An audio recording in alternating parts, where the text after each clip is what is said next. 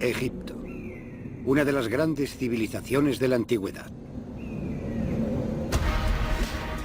2 siglos de egiptología, de exploraciones y excavaciones, han desvelado secretos increíbles y han revelado descubrimientos fabulosos.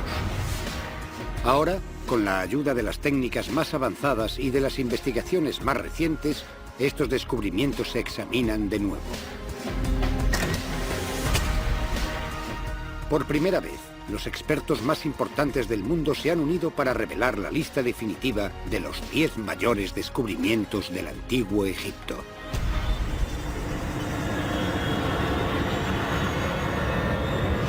Los 10 mayores descubrimientos de Egipto.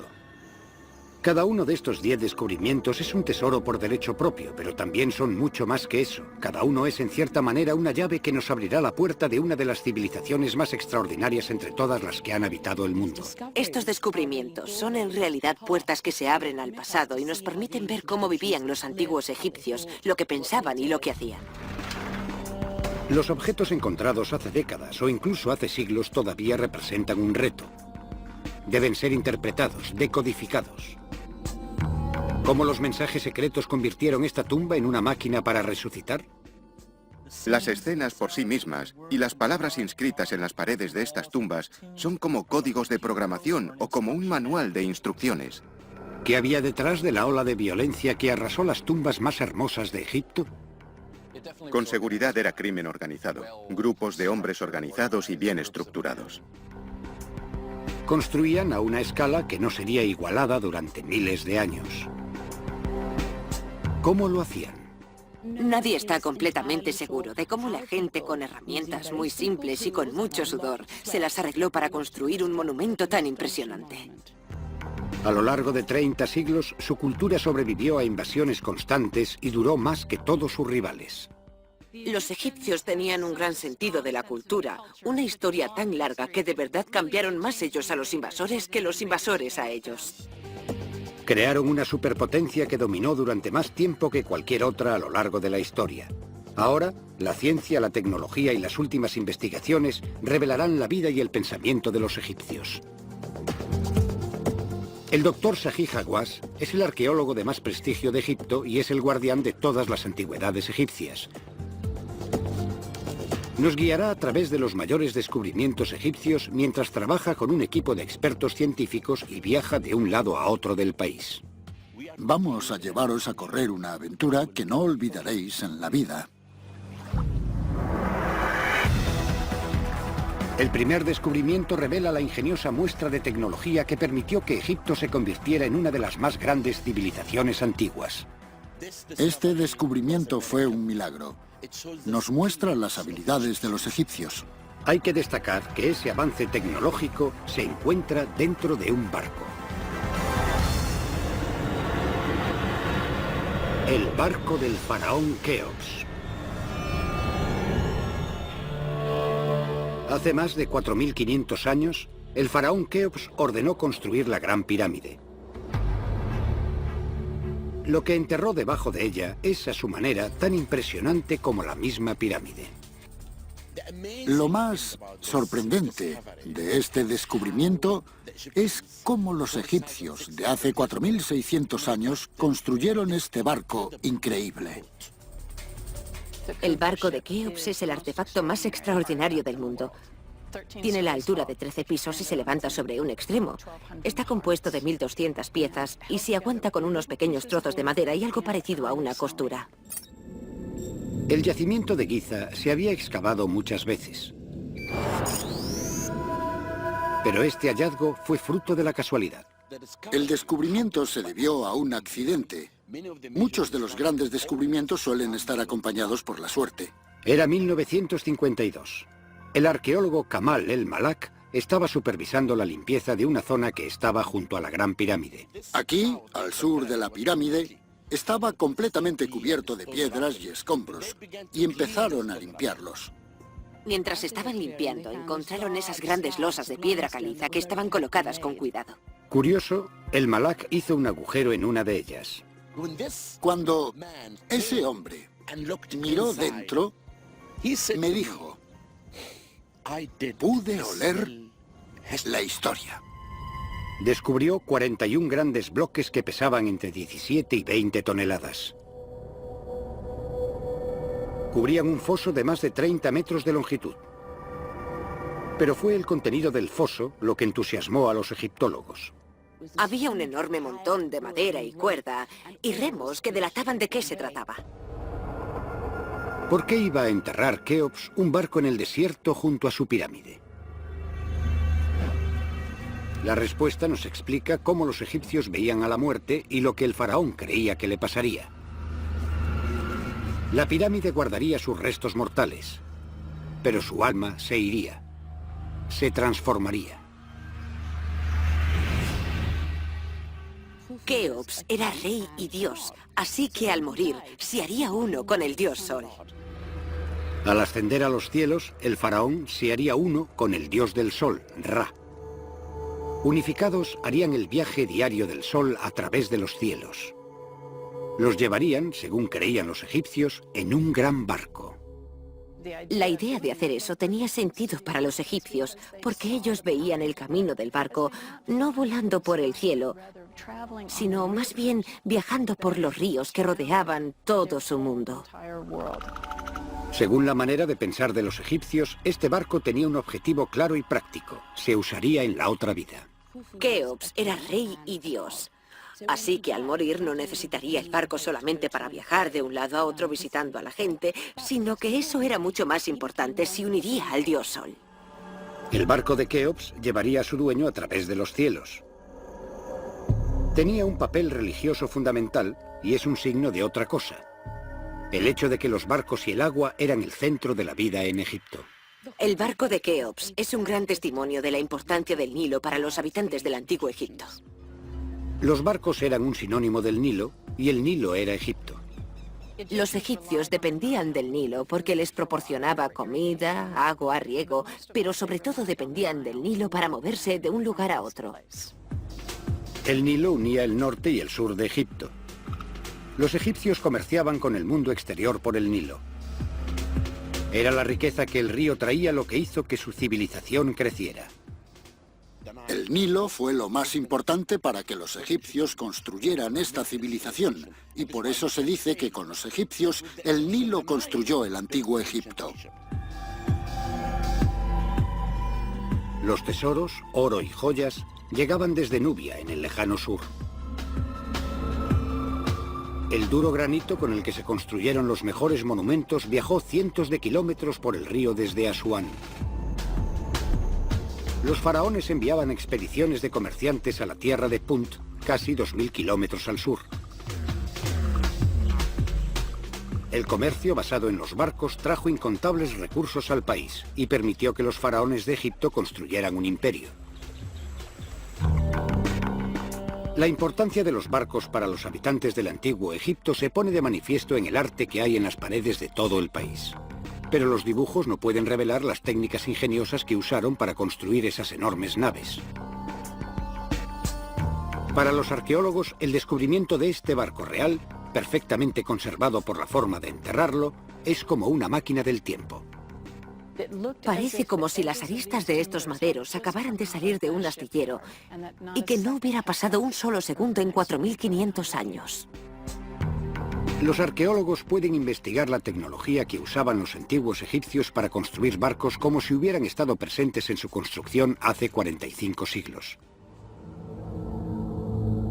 Cada una de las 1200 piezas del casco se talló a mano. Tienes ese complejo puzzle de piezas entrelazadas de las planchas. Cada pieza encajaba de manera individual y particular con la pieza que tenía encima, debajo y a los lados. Pero lo más notable es la forma de unir esas piezas. Los egipcios no usaban clavos para construir los barcos. Ni tornillos, ni remaches, ni cola. Este barco se aguanta con hierba. Esta hierba se llama junco y es muy común en todo Egipto. Son estas largas hojas de hierba que son muy duras, pero si se frotan entre sí de una manera determinada, entonces forma una cuerda fuerte pero flexible. Los restauradores han hecho una maqueta del barco a escala 1:100. Así es como usaban las cuerdas para unir las piezas del barco. Es increíble. El desarrollo de esta técnica hacía que los egipcios tuvieran ventaja sobre otras culturas. En el tiempo en que se construyó el barco de Keops, en la mayoría de sitios de los que tenemos noticias, solo sabían construir canoas vaciando troncos. El avance tecnológico de coser las planchas de los barcos significaba que los egipcios podían construir naves mucho mayores que otras culturas rivales. Podían llevar cargas mayores y recorrer distancias más largas. Podían comerciar con todo el mundo conocido.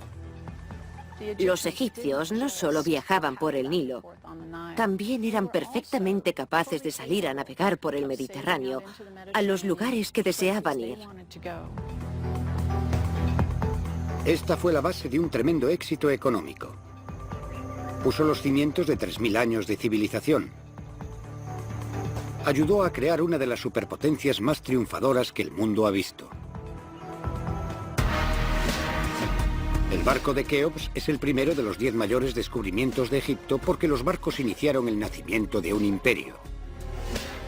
La riqueza que trajeron consigo los barcos de gran calado permitió pagar las construcciones de gran tamaño. En Egipto se construyeron templos y monumentos a una escala que no tuvo parangón en la antigüedad. Pero esos templos y monumentos no podrían haberse construido si los egipcios no hubieran tenido las habilidades necesarias para extraer piedra en grandes cantidades.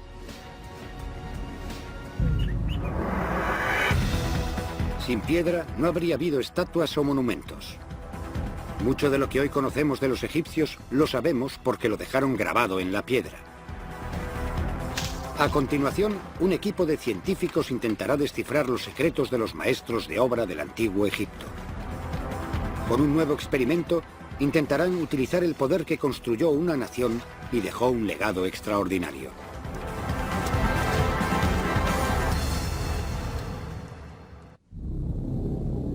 Los grandes descubrimientos de la egiptología nos permiten vislumbrar una civilización extraña que perduró durante 3000 años. Su legado es una serie de construcciones tan grandes y tan perfectas que provocan asombro, incluso en nuestros días. Los científicos intentan averiguar, cuando lo único que tenían era mano de obra, cómo los egipcios consiguieron extraer enormes bloques de piedra. Bloques como el obelisco inacabado. Lo construyeron in situ, como una forma de enseñarnos cómo los egipcios cortaron el obelisco.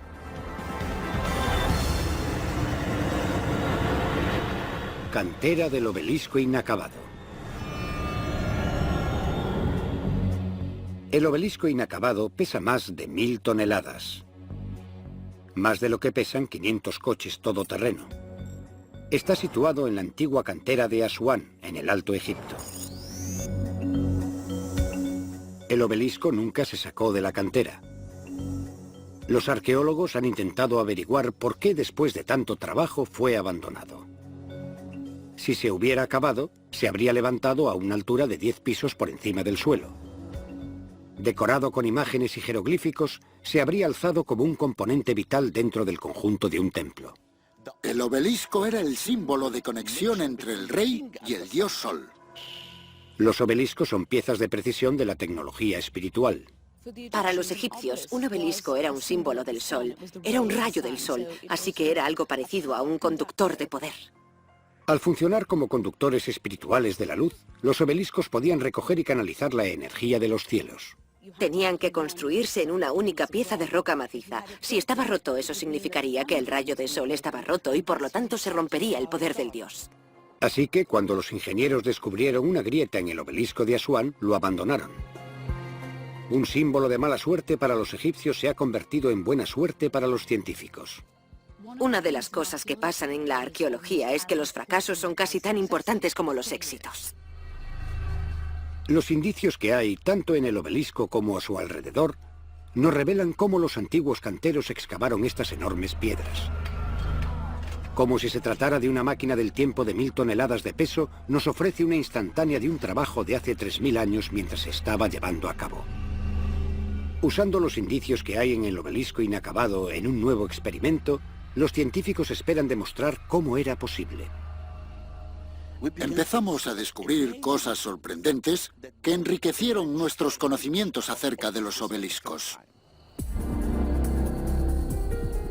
Adel Kelani ha pasado toda su carrera investigando antiguas técnicas de extracción de piedra. Este es un buen ejemplo de grieta natural en las capas de granito, algo muy importante que hay que buscar antes de empezar a trabajar. El granito tiene líneas de falla que ocurren de manera natural en las que la piedra es más débil. Si las identificaban y actuaban sobre ellas, los antiguos ingenieros podían empezar el proceso de separar la piedra de la cantera. Sería una forma de facilitar el cincelado de la piedra porque tendrías que cortar la cara de la roca, habría que sacarle trozos, pero siempre habría ese plano más débil que ayudaría a separar la roca de una manera más sencilla. En la segunda fase, los trabajadores golpeaban unos mazos de piedra en la línea de fractura para romper la roca. Estos mazos primitivos estaban hechos con dolerita, una piedra mucho más dura que el granito. Pero esa técnica llevaba tiempo, y el tiempo era un lujo del que no disponían los canteros. Los faraones siempre querían que sus monumentos se hicieran a toda prisa. Muchos faraones sencillamente tenían miedo de no vivir para verlos. El reinado medio de un faraón era de menos de 10 años, y ningún faraón confiaría su legado a su sucesor. Tenías toda la eternidad para que duraran tus monumentos, pero tenías un tiempo de vida muy corto para construirlos. A juzgar por la cantidad de obeliscos y estatuas que hay en todo Egipto, está claro que los canteros antiguos encontraron una solución. Debajo de la cantera, los arqueólogos encontraron las pistas que nos dicen cuál fue la solución. Lo que tenemos aquí en realidad nos cuenta toda la historia. Es como un libro abierto. Nos lo dice todo acerca de lo que hicieron los egipcios. Dentro de los diferentes estratos hay ladrillos de adobe quemados, trozos de madera quemada y fragmentos de piedra rota por el calor. A partir de todo esto, Adel cree que ha averiguado cómo los ingenieros egipcios aceleraban el proceso de extracción de la piedra. Los egipcios utilizaban el fuego para que les ayudara a romper la piedra. El calor del fuego haría que la piedra se expandiera y enfriarla haría que la piedra se contrajera. Este proceso debilita la piedra e incluso puede llegar a partirla. En teoría, si los egipcios eran capaces de controlar esto, podían partir grandes trozos de granito.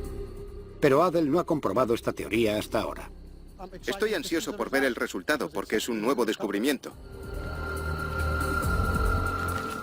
Exactamente como lo hacían los antiguos ingenieros, Adel escoge una línea de falla en la roca.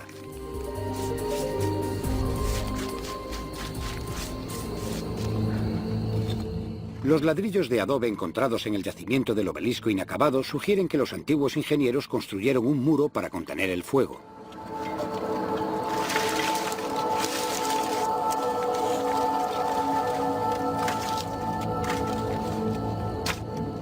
El fuego eleva la temperatura de la roca hasta los 800 grados. Esto expande y debilita la roca. Después de 60 minutos de calor intenso, Adel puede acercarse con seguridad. El agua hace que la temperatura baje un 85% en cuestión de segundos y eso hace que la roca se contraiga. Está muy caliente, muy caliente. ¿Pero hasta qué punto ha causado daños el fuego? Adel ahora puede comprobar si la piedra debilitada por el fuego es más fácil de romper que otra fractura sin tratar.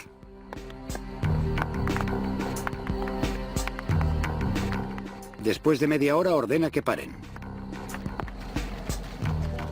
Sin fuego, los trabajadores que trabajan sobre la roca de control apenas han causado daños en la línea de falla. Pero en el caso de la fractura quemada, la grieta se está rompiendo. Ahora es posible ver cómo el fuego ha afectado a las capas de granito. Funciona rápidamente, mucho más de lo que esperábamos. Esto explica cómo los antiguos egipcios podían hacer muchos obeliscos en un corto espacio de tiempo. Así pues, es probable que la forma de extraer tanta piedra en tan poco tiempo fuera con la ayuda del fuego. Uno de los principales misterios de las técnicas del antiguo Egipto se ha resuelto mediante lo que se ha llevado hoy a cabo. El obelisco inacabado nos dio las pistas y luego la arqueología experimental demostró que la teoría podía funcionar.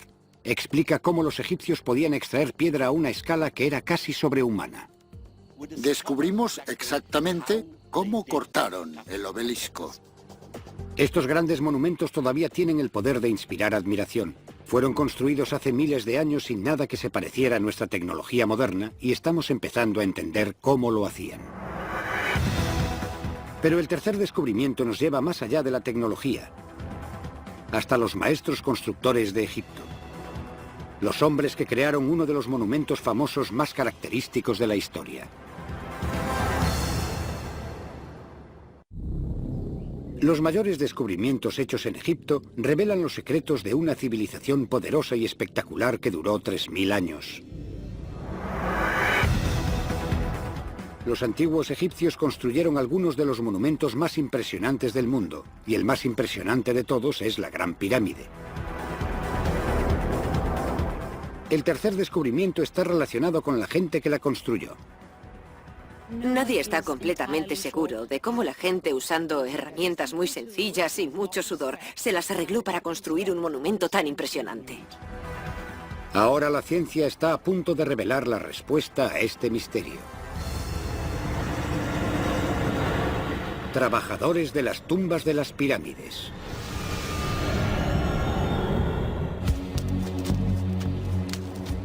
Hasta hace poco, se tenía la idea de que Egipto era un país en el que los faraones y los nobles estaban al mando de enormes ejércitos de esclavos. Pero los nuevos descubrimientos cambian esa idea. Revelan una jerarquía social sofisticada y un programa de asistencia a los trabajadores que equivaldría a los trabajadores, sindicalistas, jefes y presidentes de las empresas de hoy.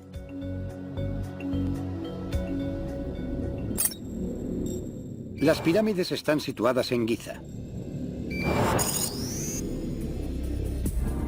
Hace 4500 años, el gran faraón Keops ordenó la construcción de lo que hoy es todavía la mayor tumba que nunca se ha construido. Se alza a más de 150 metros por encima de una meseta y pesa tanto como 17 veces el Empire State Building. Algunos han afirmado que la Gran Pirámide debía ser obra de extraterrestres o que había sido construida usando hechizos que recitaban sacerdotes con poderes místicos secretos. Esto es porque su tamaño desafía la lógica.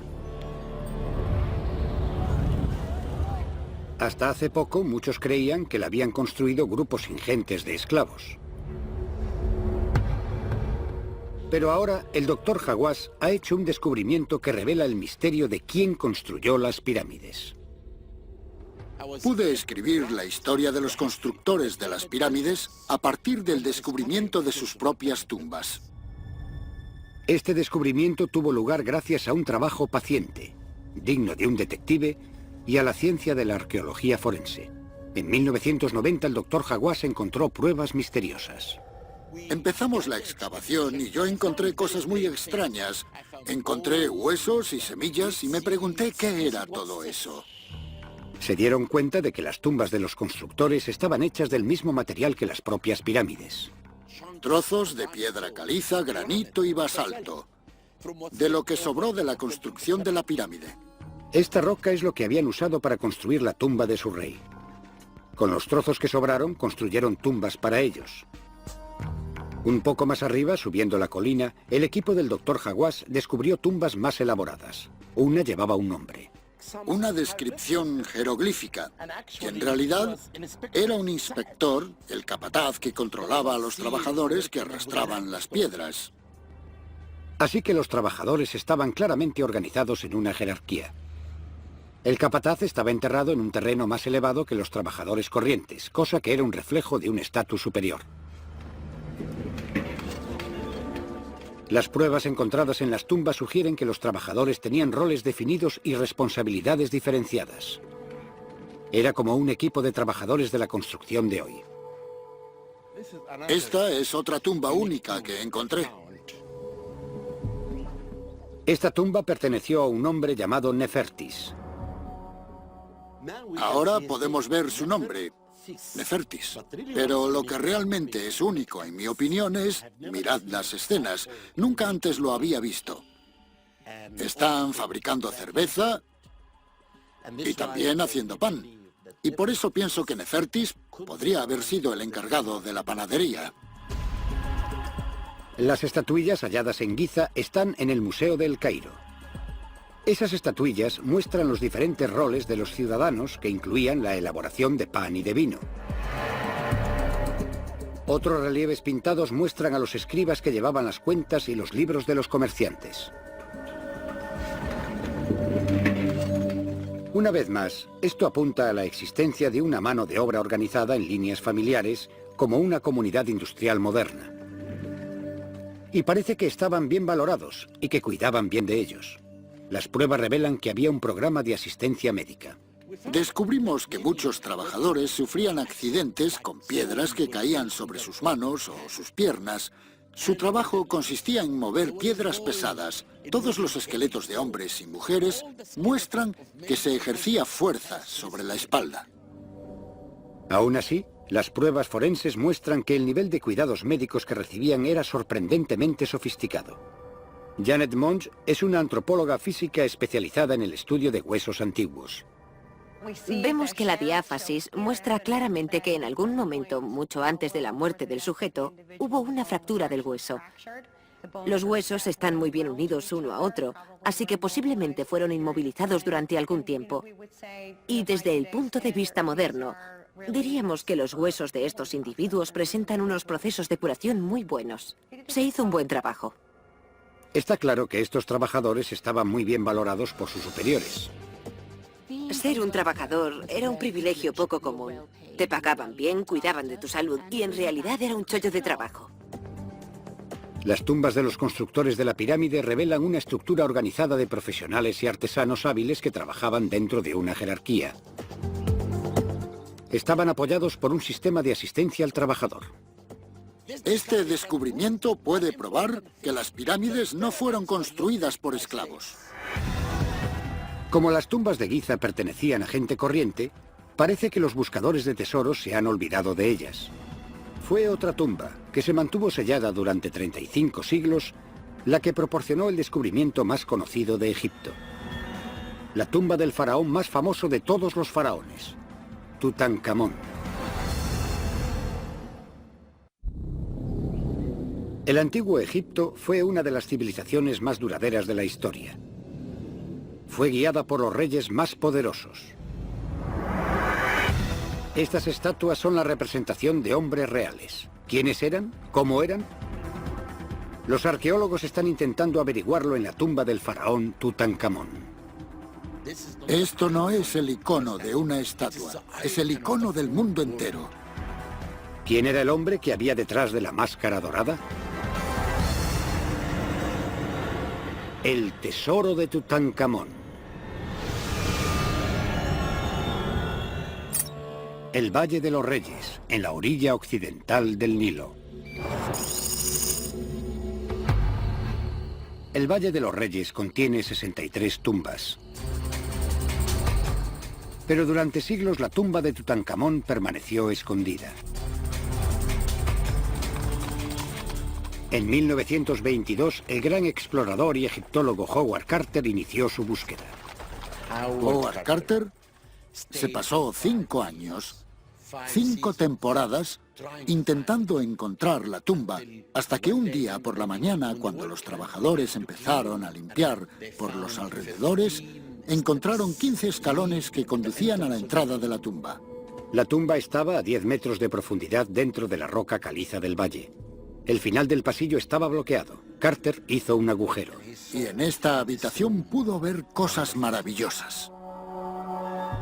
La tumba contenía no solo el cuerpo del faraón, sino también más de 3000 tesoros enterrados con él.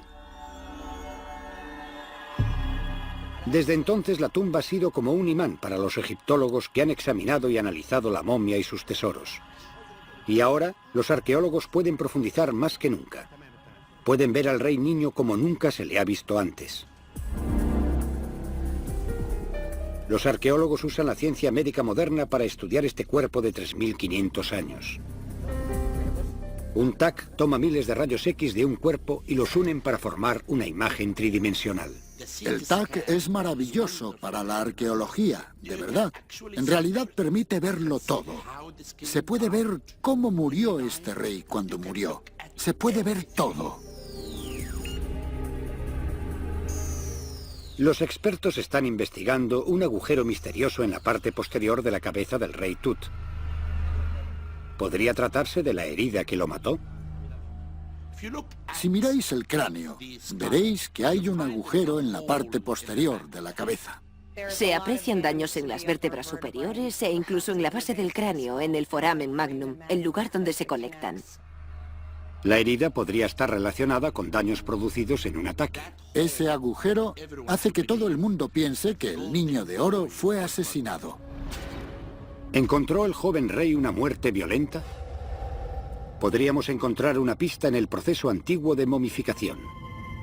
La momificación es tan antigua como Egipto. Nadie está muy seguro de cómo fue que los antiguos egipcios decidieron momificar a los muertos, pero seguramente, como el desierto seca los cuerpos de manera natural, cuando los animales mueren en el desierto, los egipcios los habrían visto y se habrían dado cuenta de que estaban perfectamente conservados. La primera cosa que hacían los egipcios era desecar el cuerpo de verdad, y para eso usaban una sustancia llamada natrón.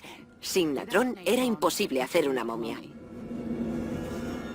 El natrón funciona como las bolsitas de gel de sílice que hoy se usan para mantener secos los equipos electrónicos. El natrón es básicamente una mezcla de sal y bicarbonato, y lo que hace es que simplemente extrae todo el líquido de un cuerpo y así se hacen las momias. Pero ciertos órganos tienen demasiada cantidad de agua en su interior para poder ser momificados de esta manera. Si los órganos se dejan dentro del cuerpo, se pudren y explotan. Así que el siguiente paso era sacar los órganos internos y el cerebro. En realidad, cortarían la cabeza, hurgarían en ella y la vaciarían por completo. Así pues, ¿podría ser la herida de la cabeza una consecuencia del proceso de momificación en lugar de ser la herida que lo mató? En la Universidad de Pensilvania, Janet Munch ha estado estudiando las placas del escáner de la momia del rey Tut. Cuando el daño se produce antes del momento de la muerte de un individuo, se llama daño antemortem, y si está localizado en tejido o en hueso, se podrán ver restos de cicatrización si el individuo vivió un cierto tiempo. Esto parece un daño post-mortem. Podría ser algo que sucedió durante el proceso de embalsamamiento. El agujero en el cráneo del rey Tut es parecido al tipo de agujero practicado durante el proceso de momificación. No tiene nada que ver con un asesinato ni nada parecido. No demuestra que hubiese violencia. Cómo murió el rey sigue siendo un misterio.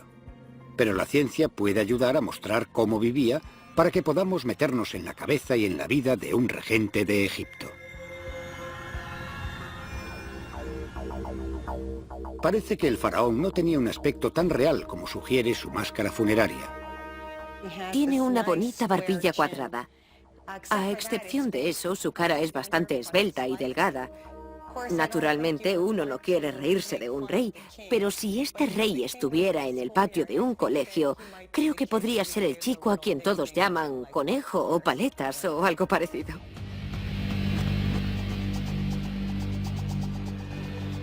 El TAC muestra claramente que el niño rey tenía dientes de conejo, cosa que no mostraba su famosa máscara. El tesoro con el que enterraron al niño rey nos proporciona todavía más información. De la tumba de Tutankamón se han sacado más riquezas que de todos los descubrimientos de Egipto juntos.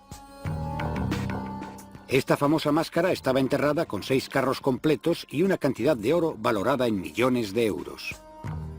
Pero lo que hace que este enterramiento sea único es el hecho de que se encontró absolutamente intacto.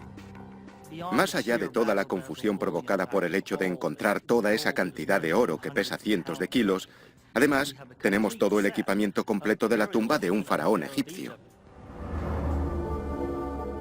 Los artefactos encontrados pueden, en cierta manera, revelar la personalidad del faraón.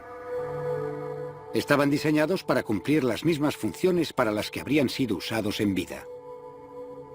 Es sorprendente para nosotros que gastaran tanta energía en la creación de algo como estas tapas de jarrón hechas de alabastro.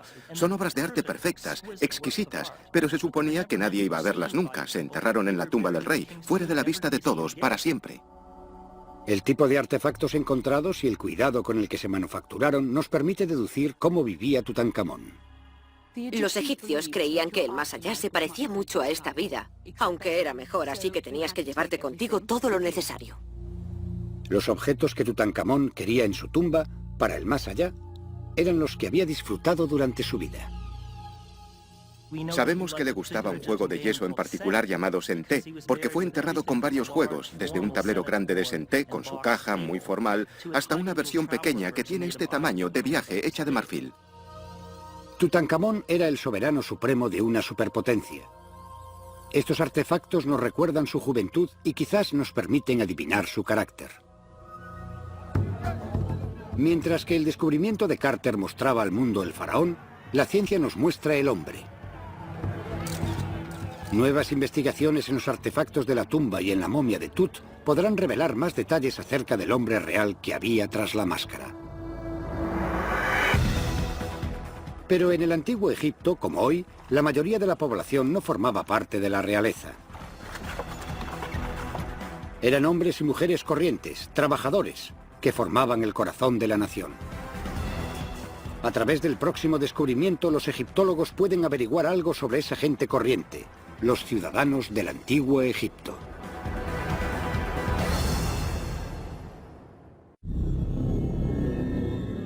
Diez grandes descubrimientos hechos en Egipto revelan una civilización extraordinaria. Pero mientras las ruinas que están en pie nos permiten ver el aspecto que tenía el antiguo Egipto, es mucho más difícil saber cómo vivía su pueblo. Realmente es como el ojo de una cerradura, algo que nos permite ver la vida del antiguo Egipto. El quinto descubrimiento nos ofrece la oportunidad de entender las vidas de los ciudadanos corrientes en la ciudad de los constructores de tumbas. La ciudad de los constructores de tumbas.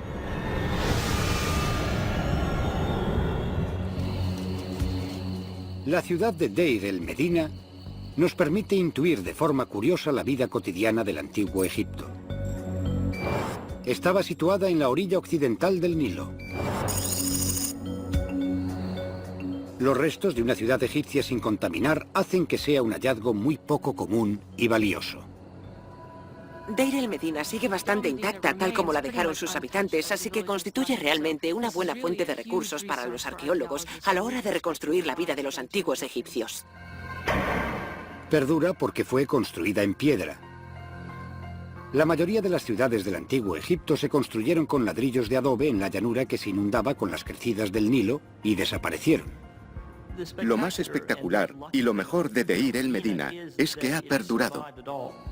Era el hogar de 280 personas y se construyó en un sitio poco habitual. Estaba en lo alto, en el desierto, a 1 hora de camino desde el Valle de los Reyes. Este hecho lleva a los arqueólogos a pensar que se construyó con el propósito de alojar a la gente que trabajaba en el valle. Se encargaban de construir, de la construcción y también de la decoración de las tumbas de los reyes en el valle. Parece que las familias vivían en sus propias casas de una sola planta. Esto es en realidad la puerta principal de una casa. Creo de verdad que este hombre era uno de los capataces y debía de ser una persona muy influyente.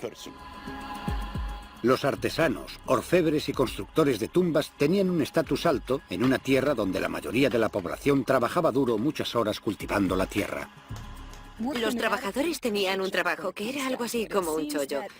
Parece que de media trabajaban 2 de cada 3 días. Recibían pescado y vino en ocasiones especiales.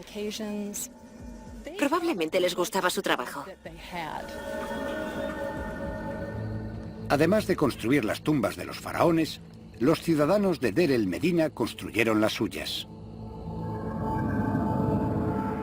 Y al examinar las muestras de arte que hay en sus paredes, los arqueólogos pueden empezar a reconstruir las vidas de quienes vivieron allí.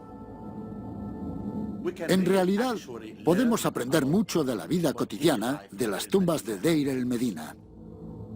El arte nos muestra una comunidad próspera, con individuos prósperos y triunfadores. Pero las pinturas de las paredes revelan cómo los habitantes querían que les vieran, no cómo eran en realidad. Cuando miras las tumbas, cuando ves los monumentos, muestran una imagen ideal, con traje de domingo viviendo una vida perfecta. Pero es un ideal. Pero hay más pruebas que nos proporcionan pistas sobre la vida privada de los ciudadanos. Suceden cosas de todo tipo, cosas de las que no necesariamente querían que otros se enteraran.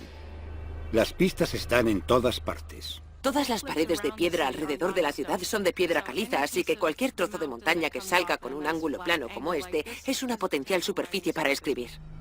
Y ese potencial fue explotado por completo por los residentes de Deir el-Medina. Para los antiguos egipcios podemos comparar esto con una nota post-it. Podían usarlo solo con agacharse y recoger un trozo de piedra del suelo. Ahí está, material para escribir.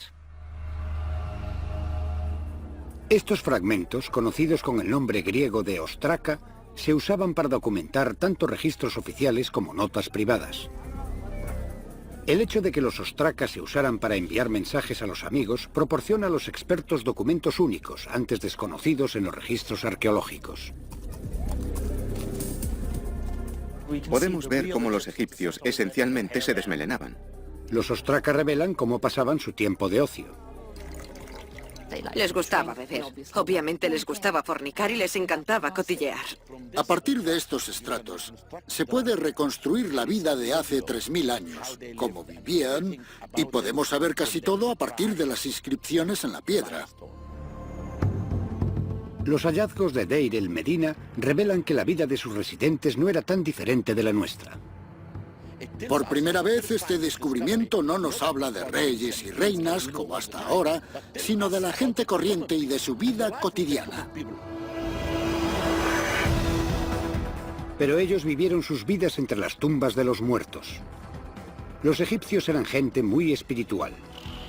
Creían que los muertos seguían influyendo en todos los aspectos de la vida en Egipto, desde el más allá.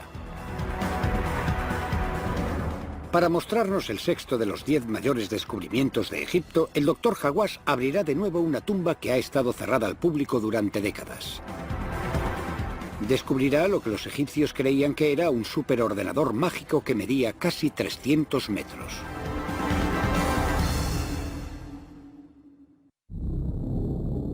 Al analizarlos juntos, los 10 mayores descubrimientos de Egipto nos revelan cómo era la vida en el antiguo Egipto.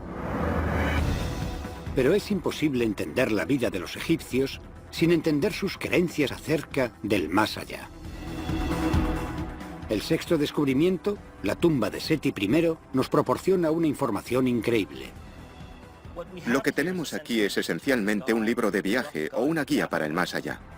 Las investigaciones nos revelan el código secreto que convirtió un simple agujero en el suelo en una máquina para la resurrección.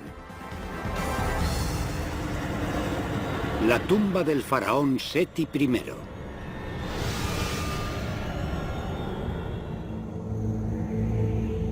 El Valle de los Reyes contiene 63 tumbas. Una de las mayores es la tumba del faraón Seti I. Proporciona una información muy rica sobre las actitudes de los egipcios en cuanto al más allá. La tumba de Seti I es realmente una de las tumbas más extraordinarias del Valle de los Reyes.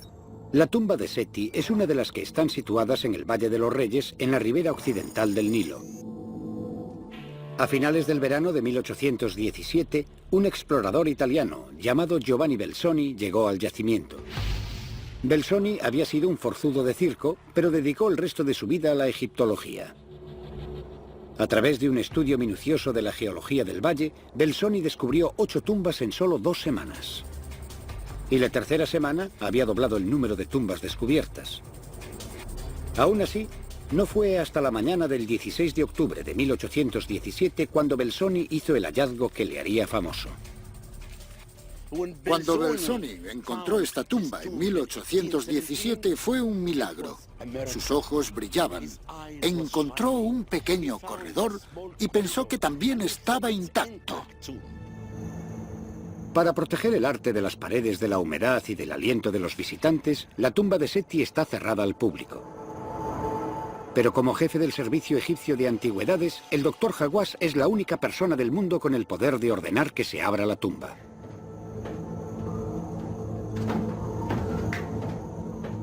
Voy a llevarles por un gran motivo, para mostrar al público que esta es la tumba más sorprendente.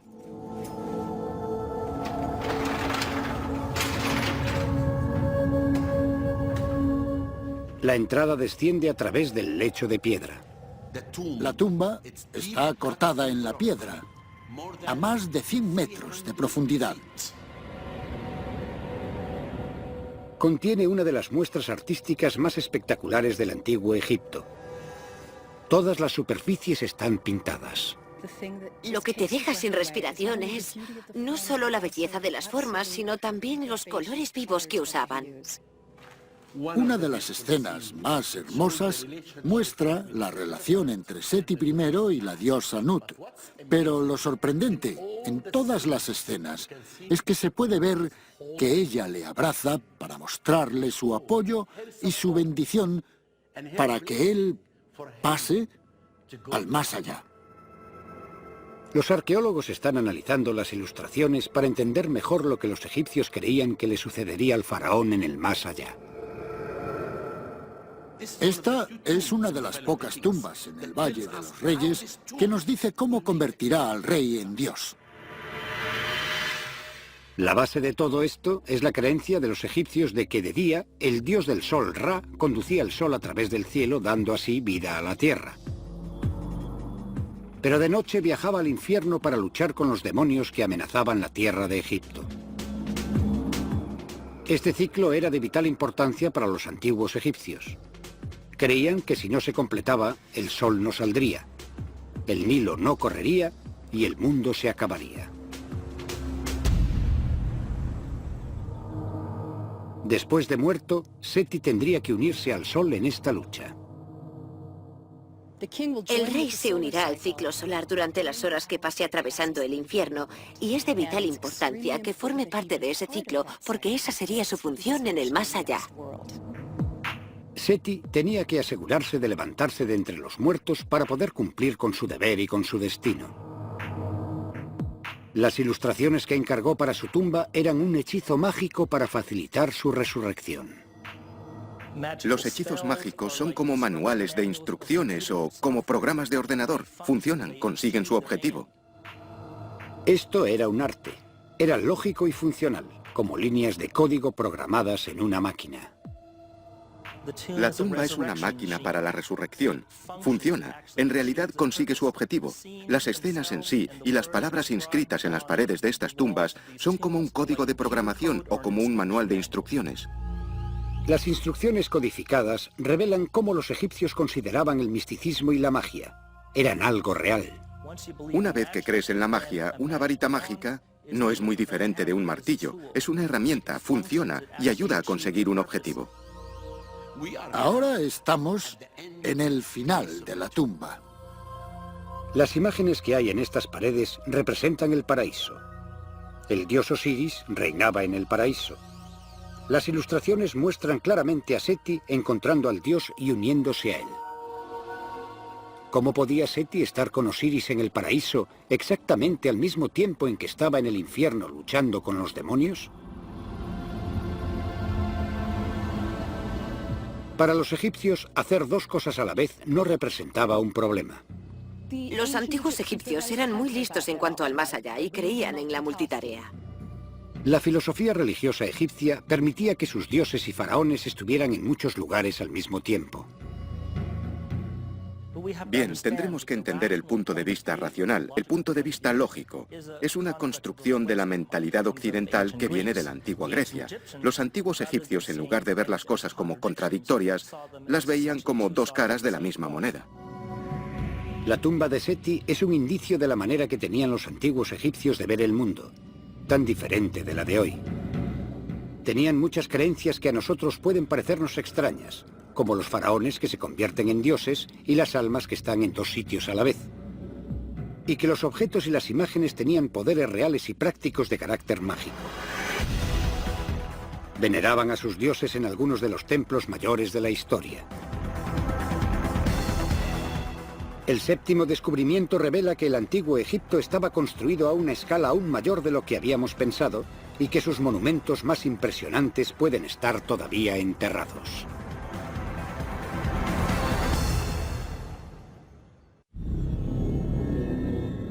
Los 10 mayores descubrimientos del antiguo Egipto revelan los secretos de un mundo que floreció hace 5000 años. pero algunos cálculos sugieren que el 70% de los restos egipcios todavía permanecen enterrados. Egipto es único, entre otras civilizaciones del mundo, en el hecho de que todo el país tiene templos y tumbas enterradas bajo el suelo. Monumentos como el Templo Perdido de Akhmin. El Templo Perdido de Akhmin.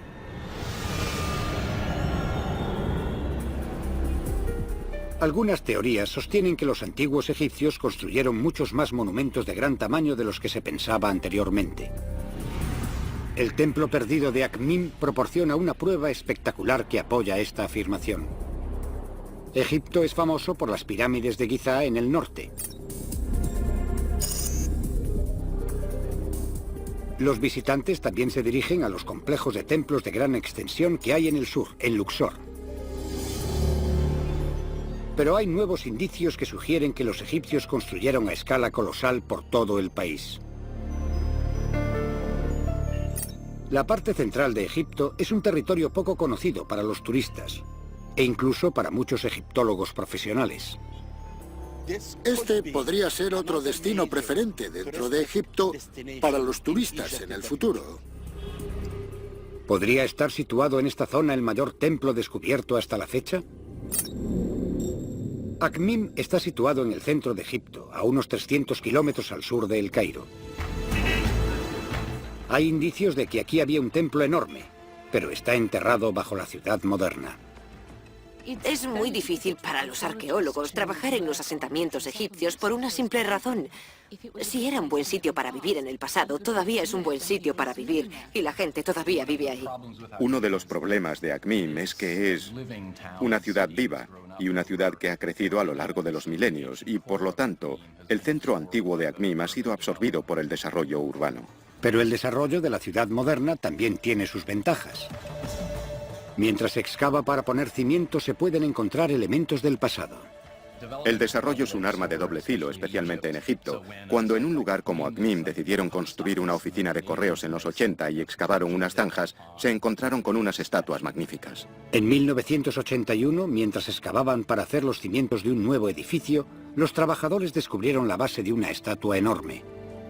La estatua era de Ramsés el Grande, uno de los faraones más poderosos de Egipto.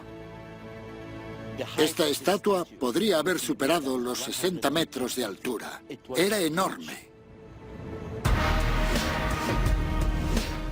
A solo 60 metros de distancia se descubrió otra estatua enorme.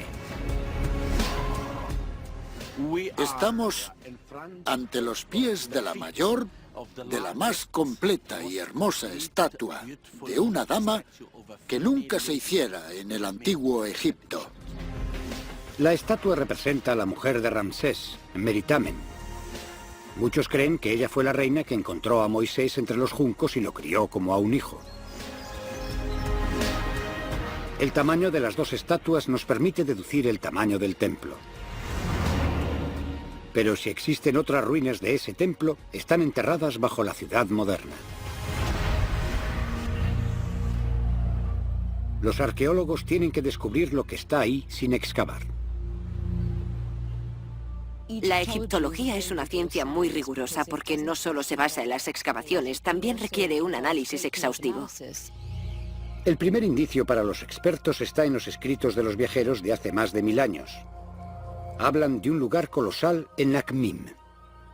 Los viajeros árabes llegaron a Egipto en el siglo IX de nuestra era y contaban que llegaban a visitar los templos al amanecer y se marchaban al anochecer. El sol tenía tiempo de salir y ponerse de nuevo antes de que yo acabase de explorar las ruinas. Un segundo indicio de la escala de la construcción es que todos los templos de Egipto estaban construidos sobre una planta parecida. Los templos del antiguo Egipto eran las moradas de los dioses, algo así como el punto en el que el reino de lo divino se conecta con el reino de lo humano. En las ideas que servían de modelo a la arquitectura del cosmos, hay algo así como un plano formal de los templos del antiguo Egipto. Como las iglesias, mezquitas y templos de hoy en día, para las que todavía existe una planta estándar, también existía para los templos de Egipto. Así que si los arqueólogos analizan un templo que esté completamente a la vista, pueden aplicar este conocimiento a los restos de Akhmim. El templo de Amón-Ra, unos 170 kilómetros más al sur, en Luxor. Al analizar el plano estándar del templo de Luxor, los arqueólogos pueden tener una base para predecir dónde está enterrado el resto del templo de Akhmim. Mansour Boraik es especialista en diseño de templos. Creo que el templo de Akhmim era mayor que este, pero tiene la misma planta que la que hay ahora en el templo de Luxor. El plano estándar de un templo siempre empieza con una larga avenida pavimentada. La avenida conduce a una puerta enorme flanqueada por dos estatuas. Y en Akhmim, aquí es donde estaría la estatua de Ramsés. Dentro hay un patio. Aquí habría estado situada la estatua de la reina Meritamen. Pero esto es solo el principio. Hay más patios que se adentran unos 300 metros en el santuario interno del templo. El plano del templo de Luxor puede aplicarse a Akhmim. Tengo una imagen del yacimiento en el ordenador. Si hacemos coincidir las situaciones de las estatuas de Akhmim con el plano del templo de Luxor, el Dr. Wegener puede calcular el tamaño real del templo de Akhmim. Uno puede hacerse una idea del área que ocupaba el templo al ver el campo de fútbol que hay en el lado superior derecho de la imagen de Google Earth. Se puede ver que la extensión aproximada del templo de este nuevo reino sería la de 4 o 5 veces la longitud de ese campo de fútbol. Al verlo, uno se hace la idea de que era un templo de enormes proporciones. Incluso sin llevar a cabo una excavación en el área, mediante este análisis la arqueología puede afirmar que el templo de Akhmim tenía un tamaño magnífico. Esto podría ser el principio del templo y el santuario debería estar debajo de esas casas. Harán falta más excavaciones y más planes de desarrollo antes de que la extensión del templo pueda determinarse con exactitud. Podremos descubrir la totalidad del templo. Pero hay una cosa clara. Se está desvelando una nueva imagen del antiguo Egipto que revela un país más grande y desarrollado de lo que se había imaginado hasta ahora. Una franja continua de desarrollo que va todo a lo largo del Nilo. No solo en los lugares famosos en el norte y en el sur, sino también a través del Egipto central. Hay pruebas de que existió una civilización más impresionante de lo que pensábamos. Y el soberano más carismático de esta superpotencia fue Ramsés el Grande. Los descubrimientos en las paredes de uno de los templos más impresionantes de Egipto revelan el dilema que casi destruyó su reinado como faraón. El octavo descubrimiento, el templo de Abu Simbel, nos contará esa historia.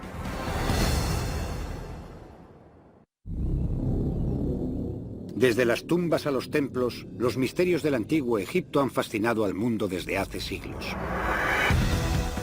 Uno de los más significativos es también uno de los más grandes. Con 4 estatuas de Ramsés el Grande en el frente, el templo es Abu Simbel. La personificación del ego de Ramsés, o por decirlo de otra manera, del Ramsés Dios y de la espectacular naturaleza de sus logros, tiene que ser Abu Simbel. El gran templo de Abu Simbel. El templo de Abu Simbel es la clave que permite resolver el dilema al que se enfrentaron todos los faraones: cómo reinar como hombre y como Dios a la vez. Las ilustraciones de las paredes nos explican lo cerca que estuvo Ramsés II de no conseguir cumplir con su misión. Abu Simbel está en el sur de Egipto, cerca de la frontera con lo que ahora es Sudán.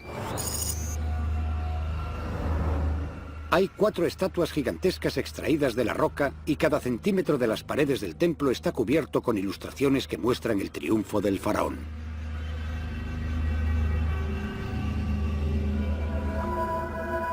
En 1871, cuando el aventurero y egiptólogo Giovanni Belzoni llegó a este lugar, el templo estaba cubierto de arena. Belzoni empezó a trabajar para quitar miles de toneladas de arena. Pero cada cubo de arena que quitaba era reemplazado por más arena que caía por la duna.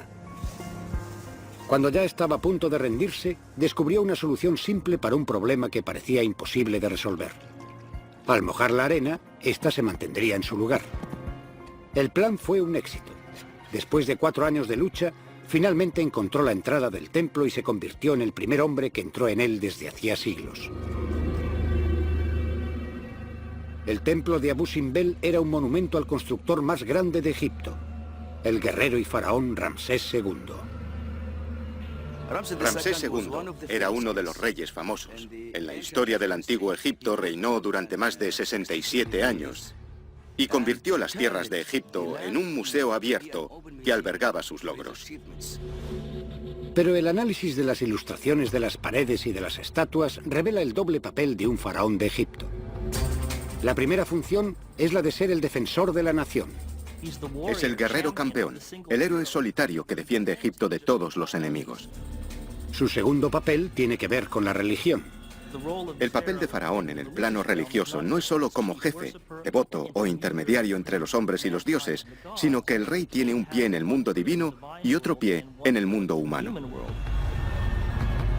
La autoridad y el poder del faraón dependían de su capacidad de cumplir con ambos papeles. Pero Ramsés tuvo tanto éxito como rey guerrero que se quedó sin enemigos contra los que luchar. Y eso puso en peligro su puesto de soberano. Los relieves que hay en el templo ilustran ese dilema. La historia empieza con una batalla, la batalla de Kedesh. Ramsés II luchó en esa batalla importante, la batalla de Kedesh, con los hititas. Podemos verlo escrito en el templo. Durante la primera parte del reinado de Ramsés, Egipto estaba en guerra con sus poderosos vecinos, los hititas. Los hititas eran los soberanos de un imperio que se extendía desde el norte de Turquía hasta Siria. Entre ellos y los egipcios estaba la ciudad de Kedesh. Los relieves que hay en las paredes de Abu Simbel contienen el registro más antiguo de una hazaña militar de la historia. El doctor Mohamed El-Biali investiga la brutalidad de la batalla. Aquí la figura muestra al egipcio golpeando y castigando hititas. Los golpean muy fuerte. Fue un choque de superpotencias. Lo que hace que Kudesh sea un caso único es que fue en realidad un conflicto entre superpotencias. Ramsés se encuentra con que todo el ejército hitita, con todos sus aliados, están en el campo de batalla. Y de hecho, eso era algo relativamente raro en la historia antigua, que 2 ejércitos tan grandes se enfrentaran cara a cara en el campo de batalla. Los relieves de Abu Simbel representan una batalla violenta en la que se usan armas con la tecnología más avanzada de la época. Tenían carros, por primera vez tenían caballos, y así fueron capaces de construir el imperio. Un carro egipcio es extremadamente fácil de maniobrar, puede girar sobre una moneda y es comparable a un lanzamisiles actual. En esencia, era como un F-16 del mundo antiguo. La guerra con carros consistía en correr hacia el enemigo a una velocidad de 45 kilómetros por hora mientras disparaban todas las flechas que podían para luego retirarse. Hacían carreras con el objetivo de disparar. Se acercaban, disparaban sus flechas y luego el conductor del carro viraría y bajaría la velocidad hasta que pudiera volver fuera de su alcance y luego harían otra carrera para dispararles. Ramsés mantuvo a raya a los hititas y defendió su país con éxito. En el 21º año de su reinado hizo un acuerdo de paz con el imperio hitita. Como ya no tenía más batallas que librar, Ramsés no podía cumplir con el papel de guerrero de un faraón. ¿Qué haces cuando se te han acabado los enemigos? Así que ahora Ramsés tenía un problema político. Abu Simbel nos revela la solución de Ramsés. Y la forma que tuvo de resolverlo fue pasar al extremo opuesto y enfatizar su papel religioso. Ahora que ya no puede demostrar que es un guerrero, porque no queda nadie contra quien luchar, puede decir, soy un dios viviente. Ramsés declaró su divinidad. En ese momento, Ramsés pone ambos pies en el mundo divino y se convierte en un dios viviente a jornada completa, todos los días del año. Los egipcios tienen a un dios viviente como soberano. Abu Simbel se convirtió no solo en un templo dedicado a los dioses, sino en un templo dedicado al mismo Ramsés en su faceta de dios. Ramsés II construyó este templo para sí mismo, para rendirse culto a sí mismo. Aquí hemos llegado al santuario, el lugar más sagrado dentro de un lugar sagrado. donde Ramsés II se convirtió en dios y fue colocado entre los otros dioses. Y tenemos su estatua en el santuario, junto a las estatuas de los 3 dioses más importantes de Egipto. Y él es uno de ellos, igual a ellos. Este fue un golpe maestro en el sentido político. Ser un dios viviente era la tapadera perfecta para un hombre frágil y viejo. Y no sabemos nada de sus facultades mentales. Todavía podía ver, se había quedado ciego, sencillamente no lo sabemos. El templo de Abu Simbel revela las 2 obligaciones más importantes del puesto de faraón: la defensa de Egipto y la comunión con los dioses. Nos muestra cómo Ramsés resolvió el problema que le supuso haber tenido demasiado éxito en el primer papel, el de defensor, al convertirse en un dios viviente. El penúltimo descubrimiento entre los 10 mayores sigue con la historia de los grandes faraones en los años posteriores a su muerte. Es un relato turbulento en el que se entrelazan el crimen organizado, robos, asesinatos y terrorismo de Estado, y que desvela el misterio de las momias reales desaparecidas.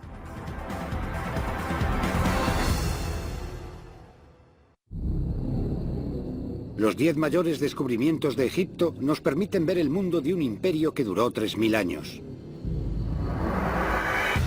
Muchos de nuestros conocimientos del antiguo Egipto los hemos adquirido al abrir las tumbas de los faraones antiguos. Pero también crearon un misterio. Una y otra vez las tumbas estaban vacías. Las momias de los faraones habían desaparecido. Uno de los hallazgos más importantes de la arqueología egipcia fue el descubrimiento del alijo real. Los egiptólogos se encontraron cara a cara con un verdadero quién es quién de todos los grandes reyes. Cueva secreta de las momias.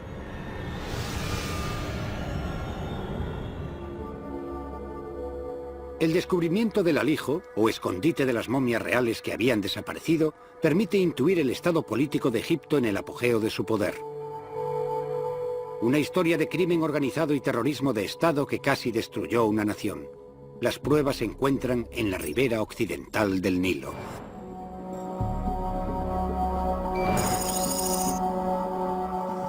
El Valle de los Reyes contiene 63 tumbas, entre ellas las de algunos de los más grandes faraones de Egipto.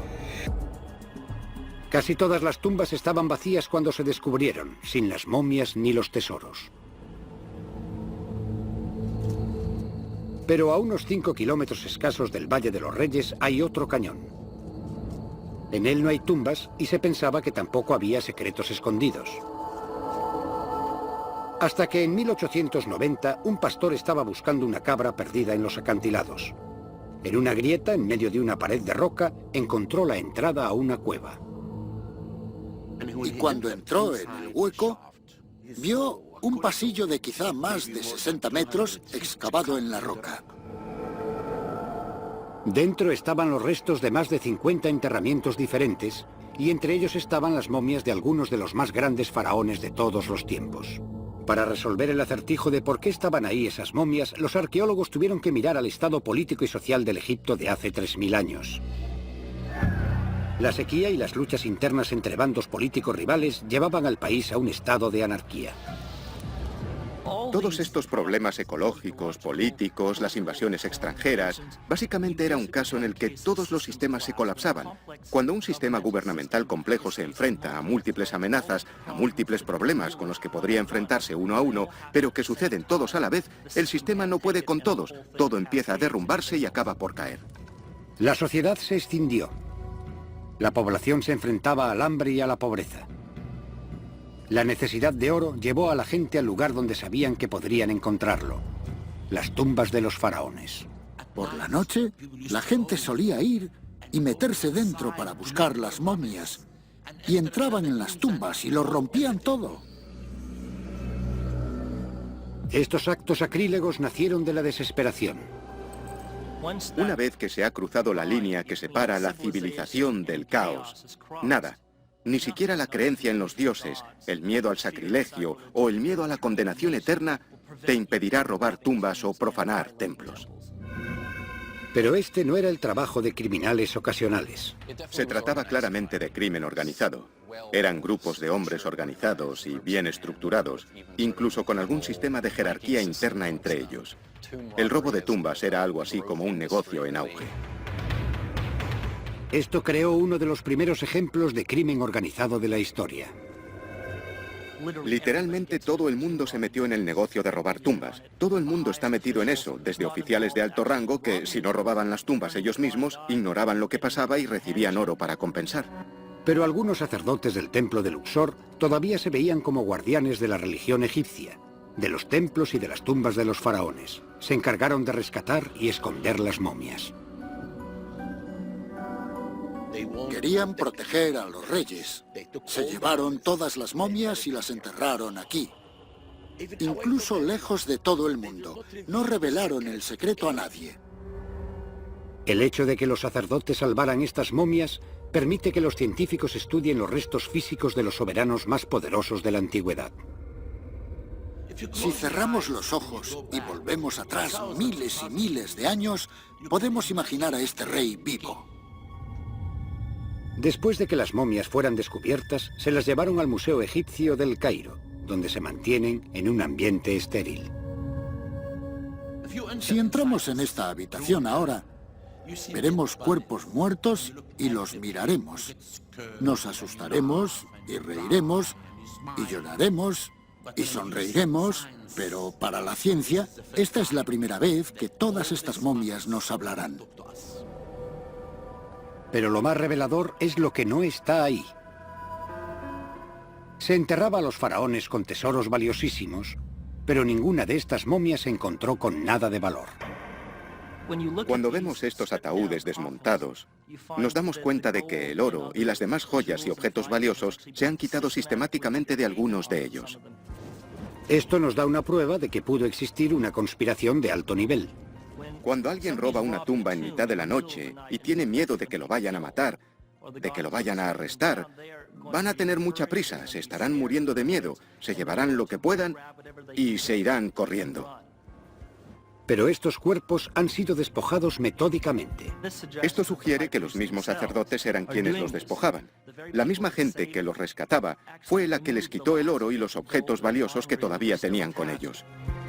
Aunque los sacerdotes eran a la vez salvadores y ladrones, dejaron a la ciencia un recurso de un valor incalculable. Era como un arma de doble filo, porque por una parte estaban haciendo algo bueno para esconder estas momias en un lugar secreto y protegiéndolas de esta manera, pero también estaban robando a la vez que las escondían. Las investigaciones forenses nos descubren las vidas reales de los grandes faraones.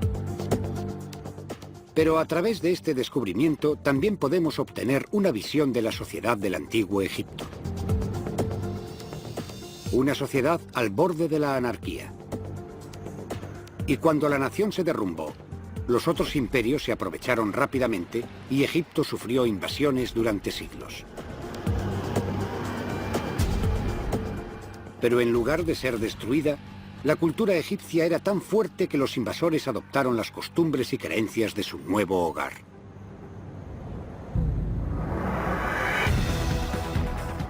Este logro se muestra de manera espectacular en el último descubrimiento. Y la prueba se puede encontrar tanto por encima como por debajo de la arena del desierto. Si te metes bajo tierra, encuentras momias cubiertas de oro. Cientos de momias perfectamente conservadas, intactas, cubiertas de oro.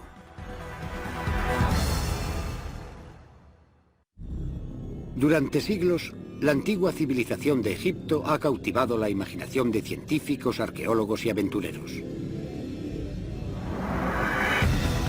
Ahora, un equipo de expertos guiados por el Dr. Zahi Hawass ha seleccionado los 10 mayores descubrimientos que nos acercan a esa civilización extraordinaria. Incluso durante su decadencia, la cultura del antiguo Egipto creó algo que, cuando se descubrió miles de años después, causó admiración. Un campo lleno de momias, todavía intactas. Si miras a tu alrededor, derecha e izquierda, a cualquier sitio, y cavas, encontrarás momias. Valle de las Momias Doradas.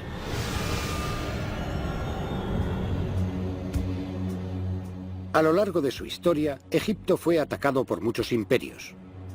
Las pruebas nos dicen que la cultura egipcia fue lo suficientemente fuerte como para resistir y perdurar.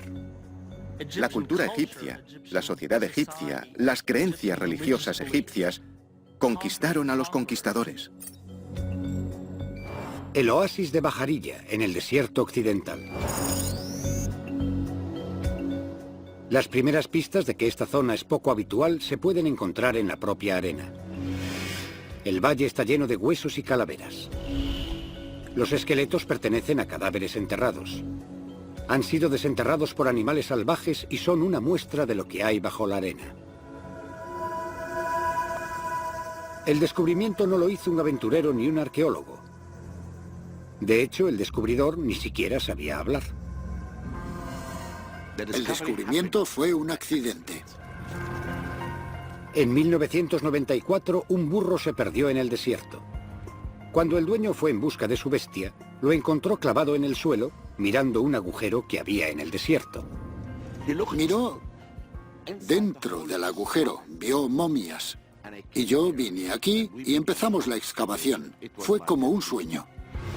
El descubrimiento de tantas momias intactas es un regalo de valor incalculable para la ciencia moderna.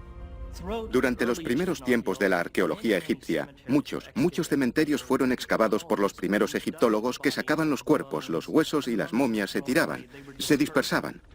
Los primeros exploradores a menudo descartaban las momias en su búsqueda de tesoros. Las momias se perdieron de maneras que horrorizan a los arqueólogos modernos. Incluso las usaron para alimentar el fuego con el que cocinaban. Las momias halladas en Bajarilla constituyen un recurso poco común, no contaminado, no dañado. Tenemos una población entera de gente, generación tras generación, en un solo lugar. Hace 2000 años, Egipto fue invadido por los romanos que se asentaron por todo el país. Las momias enterradas en el valle eran las de esos romanos y datan aproximadamente del año 300 a.C. Les interesaba Egipto porque era uno de los países más ricos del Mediterráneo. Tenía todo el oro de África, tenía el grano, tenía todos los recursos del faraón, así que era una pequeña joya en la corona de cualquier imperio. Los asentamientos que había aquí fueron destruidos con el tiempo. Pero los estudios de las momias han revelado que nada pudo destrozar la cultura egipcia. Los egipcios tenían un gran sentido de la cultura, una historia tan larga que de verdad cambiaron más ellos a los invasores que los invasores a ellos. Estas eran momias romanas. Pero la cultura egipcia todavía determinó la forma en que fueron enterradas. La momificación empezó en el año 3000 a.C. y continuó a lo largo de la historia egipcia hasta el período romano. Hasta que llegaron a Egipto, los romanos envolvían los cadáveres con cintas de lino. Al principio, en la mayoría de las momias, su cara está cubierta de lino por completo. Pero los egipcios usaban sarcófagos y máscaras funerarias con caras. Aquí tenemos una máscara con la cara y todas las otras momias tienen máscaras. Las máscaras nos muestran el cambio del estilo romano al egipcio y el proceso de naturalización de los invasores. Se puede observar esta unificación cultural, esta mezcla cultural que estaba sucediendo de generación en generación. Pero las momias guardan otro secreto. Para investigarlo se ha seleccionado un grupo de momias que se han trasladado a unas instalaciones para limpiarlas y restaurarlas. Aquí, en cajas selladas, las máscaras nos proporcionan todavía más información sobre la cultura egipcia. Las momias están cubiertas de oro. A los antiguos egipcios les encantaba el oro. Obviamente era una de las cosas más caras del mundo antiguo, pero lo más importante es que los egipcios creían que el cuerpo de los dioses estaba hecho de oro. Esto nos permite conocer algunas creencias de los antiguos egipcios en torno a la reencarnación y al más allá. Cuando mueres te transformas y pasas de ser mortal a convertirte en un ser divino, que es por lo que estaban cubiertos de oro. A veces de forma literal, en la cara, y otras veces en los ataúdes o sarcófagos, porque eso mostraba que te habías transformado y pasado del estado mortal al divino. Las momias son una prueba de que los romanos adoptaron el uso egipcio del oro en sus creencias religiosas. Y sin embargo, el diseño de las caras refleja la influencia romana de estos nuevos pobladores.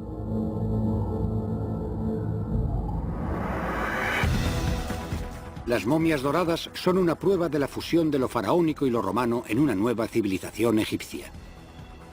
Algo para complacer a los romanos y algo para complacer a los egipcios.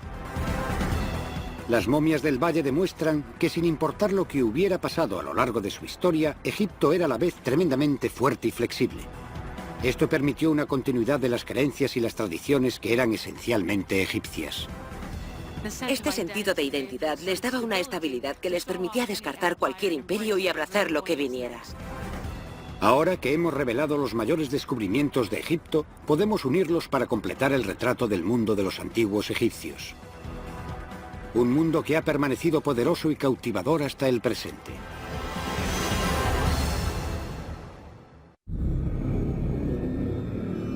Los descubrimientos del antiguo Egipto se han llevado a cabo durante siglos de aventura y de exploración. Desde los primeros aventureros hasta el análisis científico forense, cada descubrimiento ha arrojado una nueva luz sobre una civilización que empezó hace 50 siglos. Los antiguos egipcios eran sencillamente el pueblo más fascinante y divertido del mundo antiguo. Pero la egiptología guarda algo más que fascinación para los académicos y científicos. Tiene una resonancia que afecta al mundo moderno, incluso hoy. El legado del antiguo Egipto sigue vivo, 2000 años después de que la propia civilización se derrumbara. Son el origen de muchas tradiciones culturales que consideramos nuestras, incluso en América o en la Europa actual. Uno de los legados más importantes que dejaron los antiguos egipcios a la vida moderna es la ciencia de la medicina. El primer registro de un médico profesional de la historia se refiere a un hombre llamado Imhotep, que trabajaba en Egipto hace unos 5000 años. Las habilidades quirúrgicas de los egipcios se desarrollaron no para mantener a una persona con vida en este mundo, sino para conservarla para el más allá. Los estudios que se han llevado a cabo sobre los cuerpos momificados de los faraones han revelado la gran habilidad que desarrollaron los egipcios para la disección. La momificación era un procedimiento complicado en el que había que sacar con cuidado algunos órganos sin dañar el resto del cuerpo. Igual que en muchos tipos de cirugía moderna, requería un conocimiento profundo de la anatomía. En algunos casos, este conocimiento se ha transmitido a través del tiempo hasta llegar a los manuales de medicina modernos.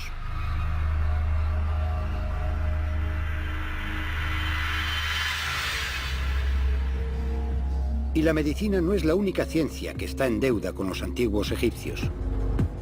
La ingeniería moderna y las técnicas de construcción dependen del conocimiento desarrollado a lo largo del Valle del Nilo hace más de 4500 años. La Gran Pirámide de Giza está construida con tal precisión que su anchura varía menos de 5 centímetros a lo largo de sus casi 230 metros de longitud. El genio griego Pitágoras es conocido como el padre de los números. Se formó en Egipto. Aquí desarrolló fórmulas algebraicas que proporcionan una gran parte de la base de la ingeniería moderna.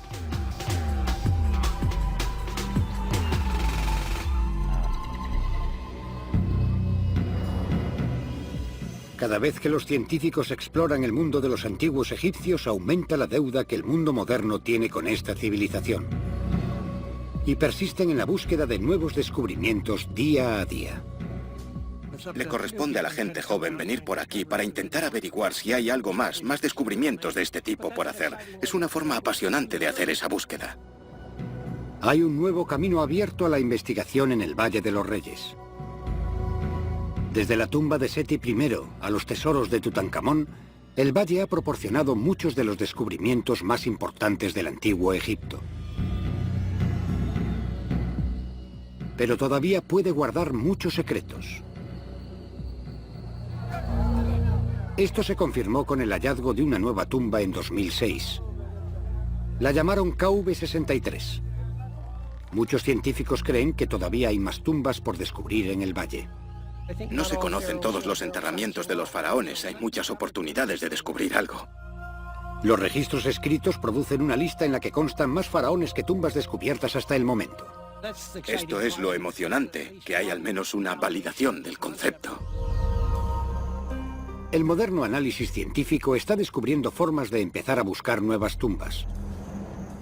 Los arqueólogos sugieren que los antiguos egipcios buscaban las zonas naturalmente débiles en las fracturas de la roca para que fuera más fácil excavar las tumbas. Una vez encontrada la zona donde se concentraban las tumbas, y al extrapolar el constructor de tumbas podría seguirlo y con un poco de suerte seguiría a lo largo de esa línea como si fuese una línea recta. Richard Parisek está buscando fracturas en el Valle de los Reyes. Esta es una zona con concentración de fracturas. Notaréis que el patrón de las fracturas salta a la vista. Si los antiguos ingenieros excavaron las tumbas a lo largo de las líneas de fractura, entonces hoy las líneas de fractura son un buen sitio para buscar una tumba nueva. Esto proporciona un patrón de búsqueda que podría decir, mira, si vas a buscar, incluye esto como parte de tu técnica de búsqueda. Solo el tiempo dirá si este enfoque proporcionará un descubrimiento tan extraordinario como la tumba del rey Tutankamón. Pero todos los arqueólogos están de acuerdo en una cosa. Hay muchos más descubrimientos por hacer.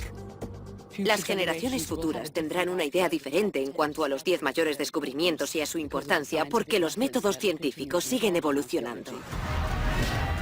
Mientras los científicos siguen los pasos de los primeros pioneros, como Carter o Belzoni, siguen haciendo nuevos descubrimientos. Nunca se sabe qué.